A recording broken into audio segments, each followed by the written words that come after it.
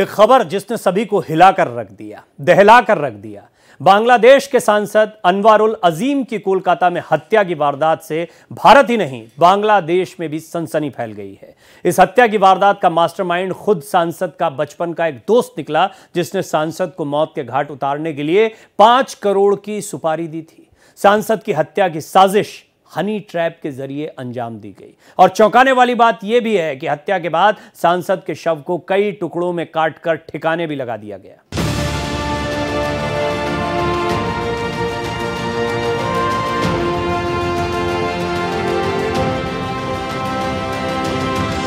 बांग्लादेश की ruling party अवामी league के सांसद अनवारुल अजीम बांग्लादेश से कोलकाता पहुंचे थे अपनी इलाज के लिए, लेकिन वो जिंदा वापस अपने देश नहीं लौट पाए। लौटी थी उनकी हत्या की सनसनीखेज खबर। हत्या भी इतनी बेरहमी से कि कातिलों ने उनके शव से मांस को अलग करने के बाद उसे छोटे छोटे पीस में तब्दील कर दिया। यही नहीं, हड्डियों को भी टुकड़ों में बदल डाला ताकि सांसद की हत्या पर से पर्दा न उठ सके। लेकिन कहते हैं कि गुनाहगार कितने भी शातिर क्यों ना हो, गुनाह के निशान छोड़ ही जाते हैं। इस हत्या में भी ऐसा ही हुआ। वारदात की जगह के आसपास के सीसीटीवी कैमरों की फुटेज से पश्चिम बंगाल पुलिस ने 3 आरोपियों को धर दबोचा है। दरअसल सांसद अनवारुल की हत्या के पीछे उनके ही बचपन के साथी अख्तरुज्जमा का नाम सामने आ रहा है, जिसने कारोबारी और राजनीतिक रंजिश की वजह से सांसद को ठिकाने लगाने का प्लान बनाया और इसके लिए पश्चिम बंगाल की कोलकाता की इस इमारत को चुना। साजिश के तहत सांसद को हनी ट्रैप में फंसाया गया और हत्यारों को 5 करोड़ की सुपारी देकर मौत का ये खेल खेला गया। यही नहीं, कातिल बांग्लादेश से लेकर मुंबई तक से बुलाए गए। पहले कोलकाता के बाहरी इलाके के इसी न्यू टाउन के अपार्टमेंट में सांसद को धोखे से लाया गया, फिर उनकी गला दबाकर हत्या कर दी गई।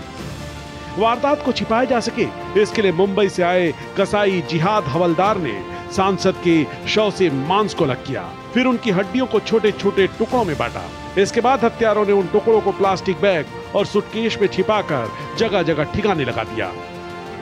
बड़ी बात यह है कि हत्या और खून के निशान मिटाने के लिए वारदात की जगह को ब्लीचिंग पाउडर से भी साफ किया गया, लेकिन आसपास के सीसीटीवी कैमरों में आरोपी सांसद के जूते और फोन ले जाते कैद हो गए और यही उनकी गिरफ्तारी की वजह भी बन गई। इस हत्याकांड में बांग्लादेश के साथ पश्चिम बंगाल की सरकार मिलकर जांच कर रही है। बड़ी बात यह है कि हत्याकांड के तार गोल्ड स्मगलिंग से भी जुड़े बताए जा रहे हैं।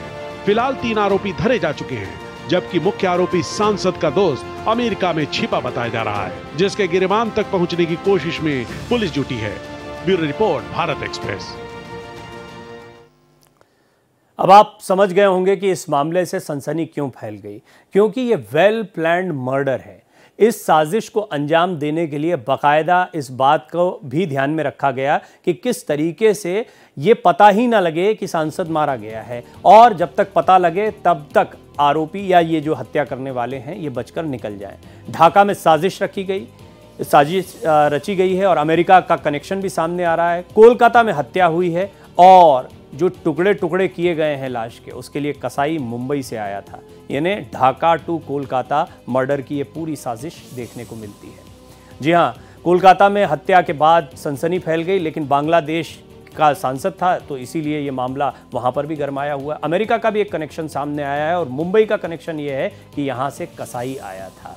अब इस पूरे मामले में सबसे गंभीर सवाल ये खड़े होते हैं कि क्या ये सिर्फ आपसी मामला था? सुपारी जो है वो 5 करोड़ की दी गई थी, लेकिन इसके साथ साथ में और कौन कौन से तार हैं, इसकी असली वजह क्या है, किस तरीके से फंसाया गया? क्योंकि एक बात ये भी सामने आई है कि गर्लफ्रेंड के जरिए, एक हनी ट्रैप के जरिए इस सांसद को फंसाया गया और 5 करोड़ की सुपारी दी गई और भाड़े पर हत्यारे को बुलाया गया। उसके बाद में हत्या करके शव के छोटे छोटे टुकड़े करके पॉलीथीन में बंद करके इसको अलग अलग जगहों पर फेंक दिया गया। दिलचस्प पहलू ये है कि इस पूरे मामले में जो हत्यारे थे वो जूते और मोबाइल ले जा रहे थे और वो सीसीटीवी कैमरे में कैद हो गया। इस एक सबूत के आधार पर, इस एक पहचान के आधार पर इस पूरे मामले का पर्दाफाश हुआ, वरना तैयारी ये कर ली गई थी कि पता ही ना चल पाए किसने हत्या की है और शायद गुमनाम रहता या नदारद ये सांसद रहता, इसकी तलाश होती रहती। बांग्लादेशी सांसद की हत्या को लेकर सुपारी दी गई, वो भी 5 करोड़ की सुपारी। सांसद अनवारुल की हत्या की 5 करोड़ की सुपारी और करीबी दोस्त अख्तर उज़्मा शाहीन ने ये सुपारी दी है, जो सामने आया, क्योंकि अब तो सारे तार खुलते चले जा रहे हैं। बांग्लादेश के जेनेई के सांसद थे, अनवारुल जेनेई का ही रहने वाला हत्याकांड का मास्टरमाइंड भी है, यानी अख्तर उज़्मा। ये बांग्लादेश के सांसद का बचपन का दोस्त बताया जा रहा है और अमेरिका की नागरिकता भी इसने हासिल कर रखी है, अख्तर उज़्मा जो नाम बताया जा रहा है। आरोपी अख्तर उज़्मा का भाई जेनेई के कोट चांदपुर का मेयर भी है। कारोबारी और राजनीतिक रंजिश के चलते अनवारुल की सुपारी दी गई है। यानी यहाँ पर अगर आप कारण जानना चाहें तो इस पूरे मामले का कारण वहाँ की लोकल राजनीति है। उस लोकल राजनीति के साथ साथ आपसी रंजिश भी इनकी पुरानी चली आ रही थी। ये पुराने जानने वाले थे, कारोबारी इनके संबंध भी रहे थे और बहुत मुमकिन है कि कई ऐसी बातें और सामने आए इस मामले की जो आने वाले दिनों में इसके कारणों पर से पर्दा उठाएं। ये एक बड़ी बात है कि अभी तक जो बात सामने आई है वो लेन देन की बात है, आपसी लेन देन, आपसी कारोबार और यहाँ की जो लोकल राजनीति है उसमें दोनों ही पार्टियों का दखल है, यानी जिसने हत्या करवाई और जिसकी हत्या हुई है। अब सांसद को मारा कैसे गया, ये एक बड़ा सवाल है और इसके बारे में जो जानकारियां सामने आई वो पुलिसिया पूछताछ में सामने आई हैं। अमान एक आरोपी गिरफ्तार किया गया, उसने खुलासा किया है अख्तर उज़्मा को सांसद अनवारुल के मूवमेंट की जानकारी थी, यानी उसको पता था कि कहां कहां पर ये सांसद जाते हैं। सांसद के 12 मई को कोलकाता पहुंचने की जानकारी थी। अख्तर उज़्मा ने अमान से हत्या की योजना बनाने को कहा। हत्या के लिए कोलकाता में तेज धार हथियार खरीदे गए। सांसद अनवारुल 12 मई को दर्शन बॉर्डर के जरिए कोलकाता पहुंचे। उस दिन सांसद अनवारुल अपने दोस्त गोपाल के घर पर रुके। 13 मई को हत्यारों ने उन्हें अपने संजीवा गार्डन के फ्लैट पर बुलाया, यानी सांसद वहां तक गए हैं, यानी आपसी बातचीत हुई है, जान पहचान से वो वहां तक पहुंचे। अमान ने अपने साथियों फैजल, मुस्तफिज, सियाम के साथ में एक साजिश रची। कसाई जिहाद की वारदात में अहम भूमिका रही है, इसका कसाई का नाम है। सबने मिलकर सांसद को दबोचा। अख्तर उज़्मा के पैसे लौटाने को लेकर सांसद अनवारुल से तकरार हुई। हत्यारों ने तकिए से मुंह दबाकर सांसद को मौत के घाट उतार दिया। सांसद की हत्या के बाद अख्तर उज़्मा को जानकारी दी गई। अब इसमें कुछ पैसे का लेन देन है कि अख्तर उज़्मा को कुछ पैसे देने थे अनवारुल जो सांसद हैं उनको, और इसीलिए उनके साथ मारपीट की गई थी। अब ये जो कसाई कनेक्शन आया ये भी आपको बड़ा चौंका रहा होगा। इस मामले में मुंबई से कसाई को बुलाया गया। इससे पहले अभी तक अगर जो कहानी आपको समझ में आई है वो ये कि बांग्लादेश का एक सांसद, उसकी पुरानी रंजिश चल रही है, बचपन का जानने वाला कारोबारी एक दोस्त है, उसका भाई वहाँ पर पॉलिटिशियन भी है, वो कोलकाता आता है और कोलकाता आने के बाद उसको किसी जगह पर बुलाया जाता है और एक कसाई को बुलाकर हत्या करवाई जाती है। बांग्लादेशी सांसद की हत्या का कसाई कनेक्शन भी थोड़ा सा समझ लीजिए। बांग्लादेशी सांसद अनवारुल आजम की हत्या मामले में पहली गिरफ्तारी हुई है। पश्चिम बंगाल सीआईडी ने जिहाद हवलदार नाम के शख्स को दबोचा है। जिहाद पेशेवर कसाई है, उसे मुंबई से कत्ल को अंजाम देने के लिए बुलाया गया था और मास्टरमाइंड है अख्तर उज़्मा, जिसने जिहाद को 2 महीने पहले ही मुंबई से हायर किया था। जिहाद मुंबई से कोलकाता पहुंचकर एयरपोर्ट के पास एक होटल में ठहरा। 5 करोड़ की सुपारी का एक हिस्सा जिहाद को दे भी दिया गया था, यानी एडवांस पेमेंट कर दिया गया था। इसके बाद में तैयारी ये थी कि बेरहमी से ना सिर्फ मारा जाए, मारने के बाद में उसको टुकड़ों में काट दिया जाए। टुकड़ों में इसलिए काट दिया जाए कि कोई सबूत ना बचे, तो टुकड़ों में किया गया शव और उसके बाद में टुकड़ों को पॉलीथीन में बांधकर अलग अलग जगह पर फेंक दिया गया। इसमें कुछ बहुत महत्वपूर्ण बातें ये समझ में आती हैं कि बेशक कोलकाता में इस पूरी वारदात को अंजाम दिया गया है, लेकिन जानबूझकर कोलकाता को चुना गया क्योंकि देश से बाहर का मामला है और पुलिसिया कार्रवाई जो है वो फिर उसी आधार पर होगी। अब बांग्लादेश में कार्रवाई हो, यहाँ कार्रवाई हो, और अख्तर उज़्मा जो मुख्य आरोपी इस मामले में अब बताया जा रहा है, जिसका नाम आ रहा है, वो अमेरिकी नागरिक भी है। यानी पूरे प्लान को इस तरीके से अंजाम दिया गया था कि किसी भी तरीके से उसका नाम ना आए।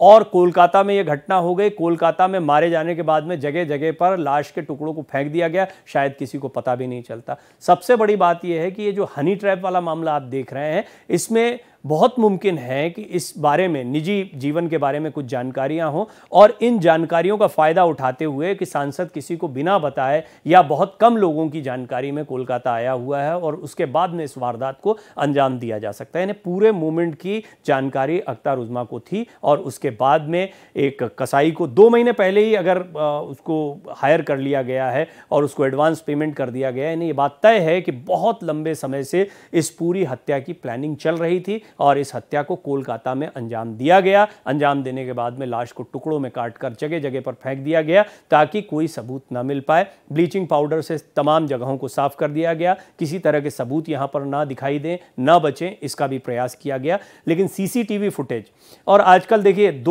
जैसे जैसे डिजिटल हुआ है ये एरा, वैसे वैसे जांच पड़ताल में डिजिटल सबूत जब आरोपियों तक पहुंचने के लिए, हत्यारों तक पहुंचने के लिए बड़े महत्वपूर्ण होते हैं और इनमें सीसीटीवी फुटेज भी बहुत मददगार साबित होती है। सांसद के मोबाइल और जूतों से शिनाख्त हुई और फिर उस शख्स को पकड़ा गया और उसके बाद में फिर तार जोड़ते चले गए, जिसके बाद में जब ये कसाई जिहाद की गिरफ्तारी हुई तो स्पष्ट हुआ कि इसके तार कितने गहरे तक जुड़े हुए हैं और फिर एक एक करके सारी जानकारियां और कहानी जो मैं आपको बता रहा हूं वो सामने आई। अगर ऐसा नहीं होता तो आप अंदाज़ा लगा सकते हैं कि कोई भी जानकारी नहीं मिल पाती।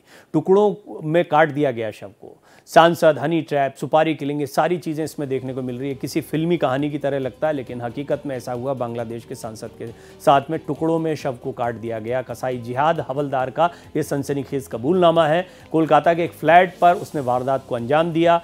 सांसद अनवारुल अजीम को पहले गला घोंटकर मारा गया या तकिए से उसका मुंह दबाकर सांस रोक दी गई।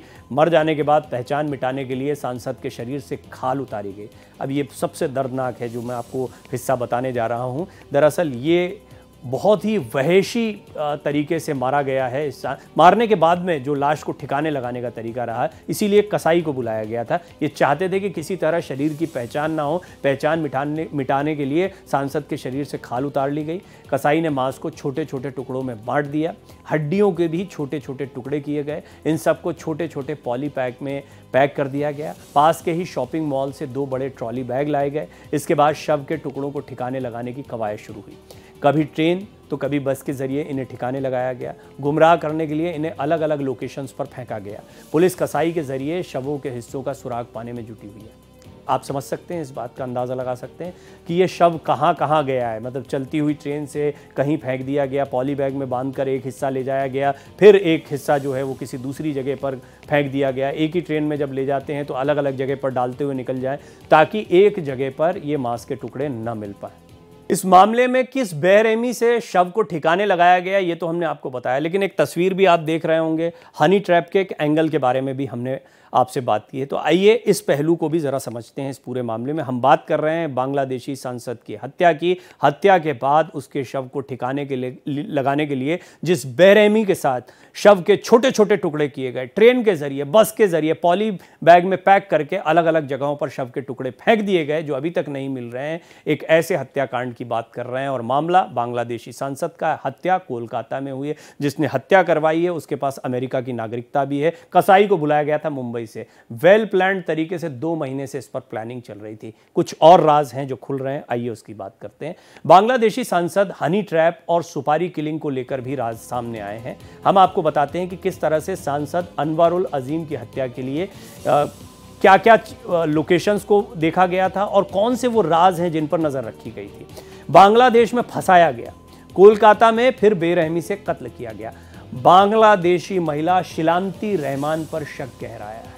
ये एक बड़ा नाम इसमें आता है। जो हनी ट्रैप की बात कही जा रही, इसके बारे में अभी तक चीज़ें सामने नहीं आई। देखिए, अब मैं आपको बता दूं कि ये सारी बातें जितनी भी सामने आएंगी ये एक थ्योरी के तौर पर सामने आएंगी। जो लोग भी साथ में रहे, कॉल्स रिकॉर्ड सामने आते हैं, कई तस्वीरें सामने आती हैं, किस वजह से कोलकाता आ रहे थे, किस वजह से बिना बताए कहीं पर जाते थे। क्योंकि ये एक बड़ा एंगल हो सकता है इस पूरे मामले में कि सांसद जहाँ पर कम लोगों को बताकर जा रहा हो वहाँ पर उसकी हत्या की जाए और उसके बाद में बहुत लोग ढूंढते ही रह जाएं कि वो व्यक्ति कहाँ गया।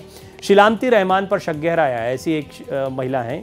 बांग्लादेश पुलिस के सूत्रों का सनसनीखेज खुलासा है। सांसद अजीम के बचपन के दोस्त अख्तार उज़्मा की प्रेमिका है शिलांती। तो ये भी एक एंगल आ रहा है। अख्तार उज़्मा के इशारों पर शिलांती ने सांसद को हनी ट्रैप में फंसाया। सांसद अनवारुल की हत्या के वक्त कोलकाता में ही शिलांती रही।